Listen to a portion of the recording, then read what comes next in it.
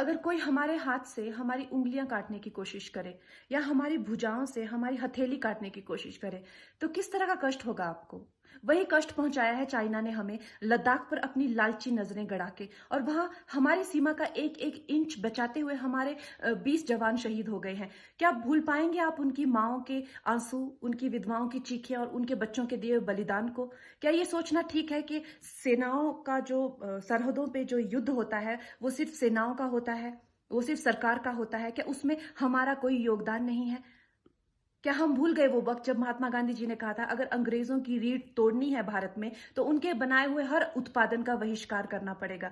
तो क्या ये जरूरी नहीं है कि हम भी इस युद्ध में हिस्सा लें, क्योंकि लद्दाख सिर्फ एक जमीन का टुकड़ा नहीं है, भारत की अस्मिता का एक बहुत बड़ा हिस्सा है, भारत की हथेली है। हम उसे किसी तरह से इस दुश्मनों के उनके गंदे इरादों में सफल नहीं होने दे सकते। तो क्या हम लोगों को इसमें हिस्सा नहीं लेना चाहिए कि जो चाइनीज जितनी भी गुड्स हैं, जितने भी उनके प्रोडक्ट्स हैं, जिन जिन भी कंपनीज में उन्होंने इन्वेस्ट किया हुआ है, उनसे उनको रिटर्न्स आते हैं, रेवेन्यूज आते हैं, ऑर्गेनाइजेशंस हैं, उन सब का बहिष्कार करें, ताकि वो उस संपत्ति से जो यहाँ से इंडिया से इकट्ठी करके जाते हैं, उस संपत्ति से हथियार खरीद के हमारे सैनिकों के सीने छन्नी करते हैं। तो क्या हम उन इस युद्ध में हम चाइना का साथ दे सकते हैं? आप बताइए। ये क्या हमारा कर्तव्य नहीं है कि हम अपनी सेनाओं का और अपने सरकार का साथ दें? तो हमें प्रतिज्ञा लेते हैं कि हम आत्मनिर्भर बनेंगे और चाइनीज गुड्स को बिल्कुल बॉयकॉट करेंगे और इस युद्ध में हिस्सा लेके भारत को जिताएंगे। जय हिंद।